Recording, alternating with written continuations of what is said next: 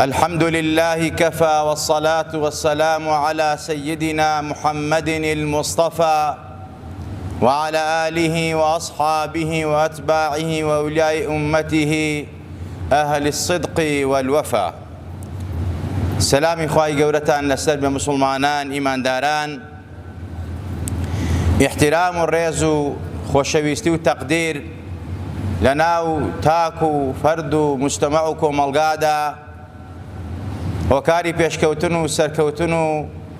بەختەوەری و عیززەت و سەربەرزیە. ئاینی پیرۆزی ئیسلام هەر شتێک مایەی خۆشبەختی ئینسان بێ، مایەی سەربەرزی ئینسان بێ، ئاینی پیرۆزی ئیسلام بە چاوی بایەخەوە سەیری کردو و گرنگی پێداوە. یەکێک لە ئایەتەکانی قورئانی پیرۆز ئەفەرمێت وَلَقَدْ كَرَّمْنَا بَنِي آدَمَ. خوای تەبارەک و تەعالا خۆی ئەفەرمێ ئێمە ڕێزمان لە بەنی ئادەم گرتووە،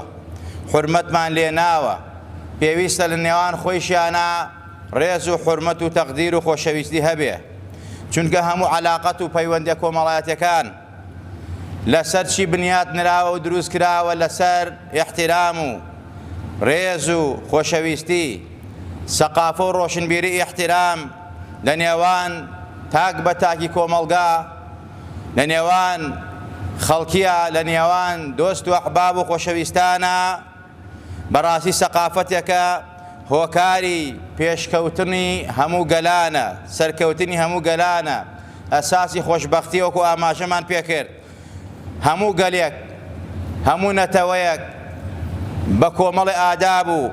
دەستوری خۆی ناوزەند کراوە و مەشهورە و دیارە. زۆر گەلێکەیە ئەخلاق و کولتوریان، احترامیان، تەقدیریان ئەوەندە جوانە، مای شانازی خۆیشیان و گەلانی تریشەکە تەقلیدیان کەن، شوێنیان کەون، باسییان بکەن کە ئەو احترام و تەقدیر و ڕێزە هەیە لە ناویانە. و بەڕاستی ئینسانیش مرۆڤایەتی و چینی مرۆڤایەتی بە ئەخلاق و بە دینی ئەتوانێ خەڵکی کۆمەڵگا بکا بە دۆستی خۆی، بکا بە یاری خۆی، خۆشەویستی خۆی، وا بکا بە ئەخلاق و ڕەوشتی خەڵکی ڕێز و احترامی لێ بگرن، چونکە ئەو بە ئەخلاق و ڕەوشتی احترام ڕێز لە خەڵکی ئەگرێت. ئەوەی کەوا بە ئەخلاق و بە دین ئەکرێت، بە احترام و تەقدیر و ڕێز ئەکرێت لەلایەن مرۆڤەکانەوە، بە پارە و ماڵ و سەروەت و قووە و هێز ناکرێت. بە قووە و هێز احترام پەیان نابێ، ڕێز پەیان نابێ، بەڵکو بە احترام، بە تەقدیر، بە خۆشەویستی، بەوەی کەوا ئەخلاقت بەرز بێ لەناو کۆمەڵگادا، بتوانی حورمەت لە خەڵک بگری تا حورمەتت لێ بگیرێت. شاراوە نیە لای هیچ کەسێکمان بەڕاستی. ئەمن و ئەمانی کۆمەڵگا و مجتەمەعەکان لەسەر ئەساسی احترام و ڕێز و تەقدیر و خۆشەویستیە. هەر کۆمەڵگایەک احترام و ڕێزی تیا نەما، ئەمن و ئەمانیشی تیا نامێنێ، ئەمینی تیا نامێنێ، ئاسایشی تیا نامێنێ. بۆیە ئاینی پیرۆزی ئیسلام ئاماژە بەو ڕاستیەکە ئەفەرمێت مسلمانان، ئیمانداران، مجتەمەعتان ئەتانەوێت پێشکەوێ، سەرکەوێ، بەختەوەر بن، ئەهلی سەعادەت بن، احترام و ڕێز بێ لە ناوتانە. بنیاتی خۆشەویستی و کۆمەڵگاتان با لەسەر احترام و ڕێز و خۆشەویستی بێ. احترام و ڕێزێک بێ مادە، بێ ترس، بێ قووە. احترام و ڕێزێکەوە سەرچاوەی ئەخلاقی جوان بێ لەلایەن تەڕەفەینەوە، لەلایەن کۆمەڵگا خۆیەوە، نەک ئەوەی کەوا ئەمڕۆ کە ئەیبینین بەڕاستی کابرا احترام و ڕێز لە کەسی ئەگرێ لە ترسایە، یان لەبەر پێگە و مەقامەکەیەتی، یا تەماعی مادەی پێیەتی، یا تەماعی دنیای پێیەتی. ئەم احترام و ڕێزە نابێتە ئەساسی مەحەبەت و خۆشەویستی و ئەمن و ئەمانی کۆمەڵگا. احترام و ڕێزێک کە ئەخلاق و دین دروستی کردبێت. ئازیزان و خۆشەویستان، ئەمڕۆ ئەبینین زوڵم ئەکرێت، ستەم ئەکرێت، توغیان هەیە لە کۆمەڵگا. هۆکارەکەی ئەوەیە خەڵکی لەو احترام و ڕێزە کە سەرچاوەکەی ئیسلام و دین و ئەخلاقی بەرزە، خەڵکی دوور کەوتەتەوە. ئاینی پیرۆزی ئیسلام یەکەم شتێک کە احترامی داناوە لەسێر مسلمانان و ئیمانداران، ئەوەی داناوە کە مسلمانان ئەبێ احترام لە پەروەردگاری خۆیان بگرن، لە دینی خۆیان بگرن، لە پێغەمبەری خۆیان بگرن. خوای تبارک و تعالی لە قورئانە فەرمێت لە باسی احترام و ڕێز لە خۆی، لە دینەکەی، لە پێغەمبەرەکانی بەتایبەت حەزرەتی محەممەد المصطفى صلى الله عليه وسلم لتؤمنوا بالله ورسوله وتعزروه وتوقروه وتسبحوه بكرة وأصيلا. خواهي تبارك وتعالى أفرمي إيوة إيمان بينن بتاكو تنهاي خوا إيمان بينن ببيغمبراتي بيغمبر صلى الله عليه وسلم وتعزروه يعني وتعظموه إيوة بقوري بزانن ريزي ليه بقرن وهروها وتوقروه احترام الريزي ليه بقرن وتسبحوا بكرة وأصيلا. تسبيحات وتمجيدات پروردگار بکن سپاسستایی پروردگار بکن کە ئێوەی بە ئینسان دروست کردووە نیعمەتی زۆری پێداون احترامی لێگرتوون ڕێزی لێگرتوون دینی بۆ ناردوون ئیسلامی بۆ ناردوون ئەخلاقی جوانی پێبەخشیون. یەکەم شتێک احترام لە نێوان تاک بە تاکی کۆمەڵگا ئەوەیەکەوە احترام لە دینی خۆی و لە دینی ئەغیاری بگرێت بە تایبەت پێغەمبەرەکەی خۆی چونکە قورآن ئاماژە پێکە بە سووک و سەلیمەوە سەیری پێغەمبەرەکەی نەکا سەیری ئیسلام نەکا سەیری دین نەکا و هەروەها سەیری ئەسحابەکانی پێغەمبەری خوا بکەین صلی الله عليه وسلم. کاتی ئاەتی يا أيها الذين آمنوا لا ترفعوا أصواتكم فوق صوت النبي هاتە خوارەوە ئەسحابەکان زۆرێکیان بەڕاستی خۆیان سجن کرد زۆرێکیان لە حەیبەت ئەو ئاەتەنەیان نەزانێت چی بکەن چۆن لە خزمەت پێغەمبەرە دەنگ هەڵبرن صلی الله عليه وسلم. لەوانە حەزرەتی عومەر توانای قسەی نەبوو لە خزمەت پێغەمبەری خوا صلی الله عليه وسلم. سابتی بەنانی ڕەزا و ڕەحمەتی خوای لەسەر بێ سەحابەیەکی دەنگ بەرز بوو ئەو ئاەتەی گوێ لێ بوو کە خوا فەرمێت نابێت دەنگ بەرزکردن لە خزمەت پێغەمبەرە صلی الله عليه وسلم. ئەگەر دەنگتان بەرز کردەوە عەمەل و کردەوەکاتان بەتاڵە بێتەوە. ئەفەرمێ خۆی سجن کرد لە ماڵە ئەسحابەکانی پێغەمبەری خوا صلی الله عليه وسلم لە خزمەت پێغەمبەرا بوون. پێغەمبەر هەواڵی ثابتی پرسی فەرمیان قوربان نازانین با بڕۆین بۆ ماڵ کە چوونە ماڵەوە ئەزان ثابت لە ماڵەوە ئەگری وتیان بۆ ئەگریت وتیەوە ئاەتە هاتە خوارەوە بەڕاستی سەرزنشتی ئێمەکە منیش کەسێکی طەبیعەتم وایە دەنگم بەرزە سروشتی خواوا پێیاوم دەسەڵاتم نییە دەنگم لە خزمەت پێغەمبەرا زۆر بەرز کردێتەوە ئەترسم ببێتە هۆکاری بەتاڵبوونەوەی هەموو کردەوەکانم. هاتنەوە بۆ خزمەت پێغەمبەر وتیان یا رەسوول الله ثابت ترسی لەو ئاەتە وای لێ کردووە نەخۆش کەوتووە لە ماڵە ئەڵێ من ئیتر ناتوانم بێمە خزمەت پێغەمبەر صلی الله عليه وسلم چونکە هەر خۆم بە سروشت بە طەبیعەت دەنگم بەرزە ئەبێتە هۆکاری بەتاڵبوونەوەی کردەوەکانم. پێغەمبەری خوا صلی الله عليه وسلم فەرمووی ئەو ئەهلی بەهەشتە ئەوە سروشتیە و لا ئیرادیە دەسەڵاتی تیان نییە مەبەست لەیرا ئەوەیە ئیحترام لە دین لە پێغەمبەر لە کەسایەتیەکان. قورآن ئاوا تەربیەتی سەحابەکانی داوە بۆیە هەر لە سوڕەی حوجوراتە فەرمێت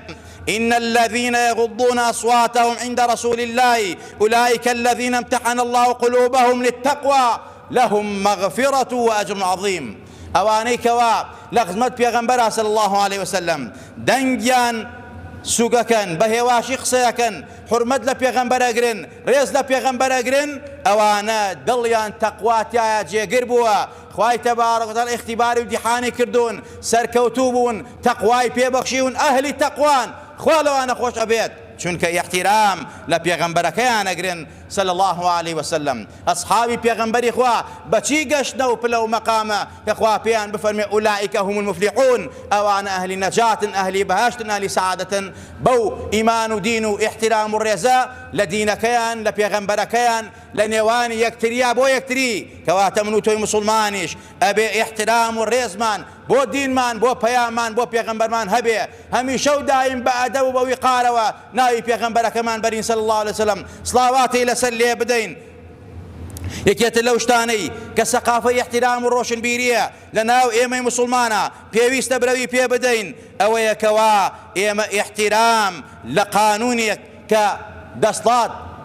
وڵات دایناوە بۆ بەڕێوەبردنی وڵات قانونێک کە مخالفەی شەریعەت نەبێ مخالفەی قورآن و سنت نەبێ پێویستە احترامی لێ بگیرێ چونکە ئەو قانونە ئەو یاسایە بۆ ئەوەیە کەوا خەڵکی بەڕێوە بچێ خەڵکی ڕزگاری ببێ خەڵکی سەربەرزکە خەڵکی بە عیزەتکە. ئەو قانونانە بۆ نمونە قانونی مرور ئەم قانونە پێویستی ئینسان احترامی لێ بگرێ ڕێزی لێ بگرێ نابێ بڵێ ئەمە چییە هی حکومەتە من ڕێز لە حکومەت ناگرم ڕێز لە قانون ناگرم ئەمە هۆکارەکەی زەرەری کۆمەلگای تایە زەرەری خۆتی تایە چونکە ئەو قانونی سەیر و ئەو قانونی هاتوچۆ کە دانراوە بۆ ئەوەیەکەوە ئەمن و ئەمان لە وڵاتە بەرپا بکە خەڵکی ئیسیفادەی لێ بکە پێغەمبەری ئەفەرمێت لا ضەرەرە ولا ضیرار نە زەرەر قبوڵ کە و نە زەرەر بدە لە خەڵکی کەواتە تۆی موسڵمان و ئیماندار کە سایقی خاوەنی ئۆتۆبیلی سیارەت بەدەستەوەیە ئەو قانون و ئەو یاسانە جێبەجێکە سورعەت لێ مەخڕە بە قانونی بڕۆ بە یاسایی بڕۆ لە شوێنی یاسایە ڕاوەستە بەڵێ مەسەلە ئەمڕۆ ئەو قانونانەیش کەوا دانراوە کۆمەڵێکی تایە مخالەفەی شەریعەتی ئیسلامە لەو غرامە و لەم شتانە بەڵام ئەوانەش بەڕاستی کە دانراوە بۆ ئەوەیەکەوا خەڵکی تەنبێ بکرێ و خەڵکی مەسەلە واز لە مخالەفات بێنێ من ناڵێمەوە شەرعیە ئەوە بابرەوی پێ بدێ غرامە نابێ بمێنێ بەڕازون شەرعی لە قانونی ئیسلامە حرامە پارەکە جایز نییە ئەوە لە خەڵکی سێنرێت ئەوە قانونیەک تردان لێ لە بەرامبەریان مەسەلە کابراگە 30 جار مخالەفەی کرد سەحبی ئیجازەی لێ بکرێ نەیەڵن سارە لێ بخورێت نەک مەسەلە پارە و پوڵێکی لێ بسێنرێت بەڕاستی ئەم غرامە لە شەرع حرامە و جایز نییە بەڵام باقی یاسا و قانونی مرور کە دانراوە بۆ تەنزیم من و تۆیە قانونی مەسەلەی پۆلیس قانونی ئاسایی لە وڵاتە بۆ ئەوەیەکەوە خەڵکی ئەمن و ئەمانی بێ ئەگەر وڵات ئەمن و ئەمانی تیا نەبێ بەڕاستی ئینسان ناتوانێت ماڕاستی تقوسی دینی خۆشی بکە ناتوانێت دینی خۆی بەجێوەجێ ڕێکوپێکی بکە کە لە نیوەشەوا بێ بۆ مزگەوت دەرگای مزگەوت کاتەوە جەماعەتەکانی ڕێکوپێ بکە ئەمە هۆکارەکەی ئەمن و ئەمانە لە وڵاتە ئەگەر ئەمن و ئەمان نەمێ لە سای ئەو یاسا و دەستورەکە دانراوە بەڕاستی دراوسێ خوارد زوڵمە کرا ستەمە کرا بەڵێ ئێستا زوڵم و ستەم هەیە بەڵام ئەمن و ئەمانێکەیە خەڵک بتوانێت ئیسفادەکە لە سای قانون و یاسایەکە کە لەسەر هەمومان ماڵە ئەبێ احترامی لێ بگرین ڕێزی لێ بگرین چونکە هۆکاری پاراستنی مجتەمع و کۆمەلگامانە ئازیزان و خۆشەویستان ئەگەر ئەو قانون یاسانە نەبێ خوێن ڕەشتن زۆرە بێ ئەگەر ئەمن و ئەمان نەبێ خوێن ڕەشتن زۆرە بێ شەڕ زۆرە بێ جین زۆرە بێ ئاژاوە زۆرە بێ خەڵکی ناتوانێت ئیسراعەت بکە بۆیە تۆی موسڵمان کە لە شەریعەتە دانراوە لەسەرت نفست پارێزراو بێت عیرز و دینت پارێزراو بێ لە سایە و سێبەری ئەو قانون یاسانەیە کە دانراوە پێویستە تۆ ڕێزی لێ بگری و هەروەها ڕێزگرتن لە خەڵکی گەورە لە پیاوی گەورە لە پیاوی بەتەمەن لە ژنی بەتەمەن ئەمانە هۆکاری بەختەوەری و ڕێستە هۆکاری سەقافەتە یعنی کەسێک کە احترام لە پیاوێ پیر بگرێ لە کەسێک بگرێ کە کەسێکی بەڕێز بێت لە ژنێکی پیر بگرێ ئەمە سووکی نییە ئەمە سەلیمی نییە ئەمە تاوان نییە ئەمە مەعسیەت نییە ئەمە عیزەت و گەورەیە پێغەمبەری خوا فەرمێ صلی الله عليه وسلم ليس من أمتي من لم يجل كبيرنا ويرحم صغيرنا ويعرف لعالمنا حقه ئەفەرمێت بەڕاستی لە ئێمە نییە ئەو کەسەی کەوا لە ئومەتی من نییە لە ئومەتی منە ژمار ناکرێ ئەو کەسەی کەوا ڕێز لە گەورەکان ناگرێ گەنجەکانمان ئەمڕۆ ڕێز لە گەورەکان و ڕیسپیەکان ناگرن ئەم بێ احترام بێ حورمەتی هۆکارەکەی دووریە لە دین ئەم بێ احترامە بمێنێ عاقبەتی وڵات بەرەو ئاقارێکی خراپە ئەڕوا پێویستە گەنجانمان منداڵانمان وا پەروەردە بکەین کە لەسەر ئەساسی تەقدیر و احترام بۆ گەورەکان لە ئیسلامە دانراوە نوێژی جەماعەت پیاو بێ حەت چەند ڕیز مەسەلەی پیاو تەواوی کابێ پیاوەکان تەواویکەن مناڵ بڕادە دواوە بۆی ئەو منداڵە فێر بێ هەر لە ئێستەوە حورمەت لە گەورەکان بگرێ ڕێز لە گەورەکان بگرێ بەڵام بەداخەوە جاری وایە کابرا مناڵێکی یەنێدە پێشەوە کاکە مەیەنە پێشە لەگەڵ خۆتا مەیەنە بەینی خۆتان با لە دواوە ڕیزیان کەن بڕێک و پێکی چونکە ئەو مناڵە بێ لە ئیسەوە فێر بێ ئەمە گەورەیە لەو گەورەترە لە پێشی ئەوەیە هەتووە لە ئیسەوە بیێنیتە پێشە و داینێ لە پێشەوە ئەمە بێ احترامێن بەرامبەری گەورەکان کە تۆ ڕێزت لێنە تۆ فێری مناڵەت کردووە ئیسلام فێری ئەدەب و ئەخلاقی کردووە کەواتە پێغەمبەر فەرمێ هەر کەسێک ڕێز لە گەورەکان نەگرێ لە ئێمە نییە ڕەحم بە بچووکان نەکا لە ئێمە نییە هەر کەس قەدری عالم و زاناکان نەزانێ لە ئێمە نییە ئەمڕۆ زانایان ئیسلام عولەمایان بەڕاستی لایەن کۆمەڵە بێئەدەبەوە سوک و سەلیمێک لێ بەرامبەریان ئیهانەیان نەکرێت ژۆنیان پێ دێ قسەیان پێوە دێت ئەمە ئەم بێ احترام و بێڕێزەیە هۆکاری سەقەتەتی وڵاتە دەستوری وڵاتە کە دەستورێک کە وای کردووە بە ناوی ئازادی ڕەهاوە بێئەدەبی بەرامبەری هەموو کەس و لایەنێک بکرێت بەرامبەر بە هەموو خەڵکێک بکرێت ئەو دەستورە بگۆڕێت خەڵک احترامی بۆ دانرێت ڕێزی بۆ دانرێت ئەو احترامەی کە بەڕاستی هۆکاری خۆشبەختی و سەربەرزی کۆمەلگایە ئەنزلی ناسە مەنازیلەوم کەسێک گەورەی وڵاتە تۆ بێ ڕێزی لێ بگری خەڵکی بێت لە شوێنی خۆیان دابنێی ڕێز و حورمەتی هەبێ بۆیان ئەگەر ئەمتە نەبێ پێغەمبەری خۆمە لە ئومەتی ئێمە نییە ئین من ئیجلال الله ئیکرامە بالشەیب المسلمی بەڕاستی ئینسان کە ڕێز لە پیاوە پیرێ بگرێ هەڵسیە بەرێ دەستی ماچکە حورمەتی لێ بگرێ ئەمە گەورەی و ڕێزە حورمەت و خۆشەویستیە بۆ خۆت وەخوا حورمەت و ڕێزت پێ ئەبەخشێت چونکە هەر کەسێک حورمەت و ڕێزی تیابێ خوا حورمەت و ڕێزی لێ ئەنێت هەر کەسی ئەمڕۆ ڕێز لە پیرێ بگرێ سبەی ڕێزی لێ ئەگرێتەوە هەر کەسی ئەمڕۆ گاڵتە بە پیرێ بکە ئیهانەی بکە هەڵنەسێ لەبەری دەستی ماچ نەکە بە قسەی نەکە بەڕاستی خوای تەبارەک و تەعالا نایکوژێ تا زەلیلی بەردەستی گەنجانی وڵاتی خۆی نەکا تا زەلیلی بەردەستی مناڵەکانی خۆی نەکا ڕێز لە باوکت بگرە ڕێز لە دایکت بگرە فەرمانی خوایە وقضى ربك ألا تعبدوا إلا إياه وبالوالدين إحسانا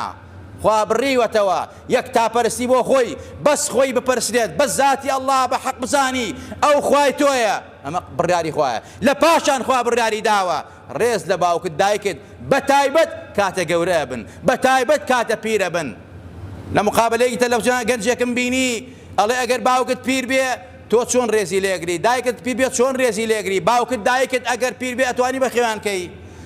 ژنەکەت بەخێوەکەی یا ئەو بەخێوەکەی ئەم گەنجە زۆر بەڕەهایی زۆر بێئەدەبانە ئەڵێ وەڵڵاهی باوکو و دایکم دەرئەکەم ژنەکەم بەخێوەکەم حورمەت لە باوکو و دایکی ناگرێ ئەڵێ من ئامادە نیم باوکو و دایکی خۆم بەخێوەکەم و ژنەکەم فڕە دەرەوە من ناڵم ژنەکە فڕە دەرەوە بەڵام تۆ ناکرێ باوکو و دایک سەبێ وجودی تۆ بێ ئەوان تۆیاندا وجود تۆ ڕێزی لێ نەگری تۆ دەریکەی تۆ احترامی لێ نەگری فەزلی ژن و ناڵەکە بێتە سەر ئەوە چۆن جوابی خوا دەیتەوە خۆشت بە مسلمان نەزانی ئەم ئەدەب و احترامە لە ئیسلامە کە دانراوە بۆ ئەوەیەکەوە تۆیەکی باوکو دایک کە چۆن باوکت دایکت بەخێو کردووە ئاوا منداڵەکانت فێرکەی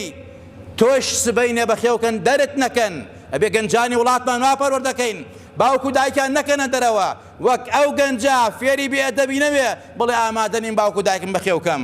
ئەمە گەورەترین بێئەدەبێ کەواتە سەقافەی احترام و تەقدیر لە کۆمەڵگا پێویستە هەموو لایەکمان بەرەوی پێ بدەین و ڕێزی لێ بگرین پێغەمبەری خوا ئەصحابە لێی پرسی فەرمی یا رەسوول الله من ئەحەقو الناس بحسن صحابەتی کێ زۆر حەقی لەسەرمە ڕێزی لێ بگرم پێغەمبەری خوا فەرمی ئومک ثم قال من قال أمك ثم قال من قال أمك سێ جار پێغەمبەری خوای لە پێغەمبەری پرسی کێ حەقی لەسەرمە خزمەتی بکەم تەقدیر و حرمەت لێ بگرم پێغەمبەری خوا فەرمی دایکت ئینجا فەرمی ثم ئەبووکە لە پاشان باوکت ئەمە دوو شتی گرنگی تایە احترام باوک و دایک بۆ ئەولاد و ماڵ و منداڵ احترامی ئافرەت خێزان لە ئیسلامە احترامی ئافرەت زۆر بەرەوی پێدراوە ئازیزان و خۆشەویستان پێغەمبەری خوا فەرمێت ما ئەکرەمەهن ئیلا کەریم وما ئەهانەهن ئیلا لەئیم ئەوەی ڕێز لە ئافرەت دەگرێت کەریمی کوڕی کەریمە ئەوەی ڕێز لە ئافرەت ناگرێ و حورمەتی لێ ناگرێ ڕێزی لە دایکی خۆی نەناوە ئەوە لەئیمە نەکبەتە بەدبەختە ئاگامان لەوە بێ ئازیزان و خۆشەویستان ئەم احترام و ڕێزە کە دانراوە لە ئاینی پیرۆزی ئیسلامە بۆ هەموو چین و تەوێژەکانە بۆ یاسایە بۆ کۆمەڵگایە بۆ باوکو دایکە بۆ شەریکەکانە بۆ ڕەفیق و برادەرەکانە بۆ جیران و دراوسەکانە کاکە دراوسەکان کە ئەگەن بە یەک حورمەت و ڕێزە بێ لە بینانە هەبێ خۆشەویستیە بێ لە بینانە ئەو احترام و ڕێزە ئەیان کا بە دۆسی یەکتری دراوسێ لەگەڵ دراوسیا قسەی نییە دراوسێ لەگەڵ دراوسیا مەرحەبایی ناکا دراوسێ لەگەڵ دراوسیا زوڵمی لێکا بوختانی بۆکە ئەمە مای بەدبەختیتە ئەمە مسلمانی و ئیسلام و ئینسانیت نییە تۆ خۆت بە مسلمانە زانی دراوسەکەت کە بەیانی ئەیبینی لە بەدەرگا سەلام و عەلەیکم دراوسێ بەڕێزم و عەلەیکم سەلام برای بەڕێزم ئەمە سیفەتی ئیسلام و ئەمە مایەی خۆشەویستی و محەبەتە نەک ئەوەی کەوا ئەمڕۆ خەڵکی چونکە دەگەڵ لە ئەخلاقی ئیسلامی لە دین ئەوە تاکە ئەیبینین کۆمەڵگایەکی وێران زوڵم توغیان بەڕاستی بوهتان خیانەت ئەنواع ڕووی تێکردووە هۆکارەکەی ئەوەیە کەوا لە دین دوورکەوتینەتەوە بۆی احترام و ڕێزمان لە نێوانە نەماوە احترام ڕێلەوان وەستا و کرێکارە لە نێوان بەڕاستی گەورە و مەئمورە ئامیر و مەئمورە ئەمە پێویستە ئەم احترام ترس نییە ئەمە هۆکارە بۆ دروستبوونی محەبەت و خۆشەویستی لە کۆمەڵگا ئازیزان و خۆشەویستان پێغەمبەری خوا صلی الله علیه وسلم ڕێزی لە هەموو کەس گرتووە حتا لە کافر لەبەر جەنازەی یەهودی هەڵساوە کە نامەیە نووسی بڕۆ نامەکانی پێغەمبەری خوا بخوێنە ئەفەرمێ من محەممەد بن عەبد الله إلى هرقل عظیم ڕۆم لە محەممەدی کوڕی عەبدوڵڵاوە بۆ هرقل گەورەی ڕۆم و پاشای ڕۆم بە احترام و ناوی بردووە تۆش کەسێک لە خۆت گەورەترە بە احترام ناویبە کەسێک ڕەفیقە بە احترام ناویرە احترام و ڕێز و تەقدیر سەقافەیەکە ئەمڕۆ لە کۆمەڵگا بەڕاستی ئیهمال کراوە پێویستە زیندووکەینەوە خوا لە وەلایەکمان ڕازی بێ خوا لە وەلایەکمان خۆش بێ خوا عاقبەتمان بەخێر بێڕی یا ربی خوایە لێ دەپاڕێنەوە سەربەرزمان کەی بە عیزەتمان کەی یا ربی خوایە لە دینەکەی خۆت شارەزامان کەی یا ربی خوایە لە سونەتی پێغەمبەر شارەزامان کەی لە ڕێگەی ڕاستی ڕەسوڵڵاه لامان نەدەی خوایە لە گوناهی خۆمان و باوکو دایکمان خۆش بە لەسەر ئیمان و دین بمان شێنە و بمان برن و زیندومان کەرەوە یا ربی خوایە لەوە باو نەخۆشی و ناخۆشی لاماندا یا ربی خوایە لێ دەپاڕێنەوە احترام و ڕێز و خۆشەویستی ناومان دروستکە سەقافەی احترام و ڕێز لە ناومانە برە و پێ بدرێ یا ربی خوایە لێ دەپاڕێنەوە هیدایەتی گەنجەکانمان بێ عاقبەتیان بەخێر بگێڕی هیدایەتی گەنجەکان و پیرەکانمان عاقبەتی پیرەکانمان بەخێر بگێڕی یا ربی خوایە گیان حورمەت و ڕێز و خۆشەویستی لە ناوانمانە دروستکەی لە ناوان تاک بە تاکی مسلمانە عیزەت و نەسەت بۆ مسلمانان بگەڕێنیتەوە خوا شیفای نەخۆشەکانمان بی خوا شیفای نەخۆشەکانمان بی خوا شیفای نەخۆشەکانی ماڵ و خەستەخانەکانمان بی ئەوانەی داوای دوعای خێریان لێ کردوین بە تایبەتی خوایە ئەگەر نەخۆشیانە شیفای عەجز بۆ پلان بۆ نێرە گیر و گرفتیانەی خوایە بۆیان چارەسەرکەی یا ربی خوایە گیر و گرفتی وڵایەکمان چارەسەرکەی یا ربی خوایە وڵاتمان پڕ لە خێر و خۆشیکەی وڵاتمان ئاوەدان کەیتەوە یا ربی خوایە پڕ لە ئەمن و ئەمانیکەی یا ربی خوایە بە ئیمان و بمانژێنە و بمان بن و زیندوومان کەرەوە لە ڕۆژی قیامەتشا لە خزمەت ڕەسوولی ئەکرەم و هاوڵانی پێغەمبەر صلی الله علیه و حەشرمان کەی بانگمان بکەن دەرمان نەکەن بە دەستی مبارەکی پێغەمبەری خوا ئاوی کەوسەرمان بیتێ لە توینەتوینەک بەتی دنیا و قیامەت ڕزگارمان بێ آمين آمين أقول قولي هذا وأستغفر الله لي ولكم ولسائر المسلمين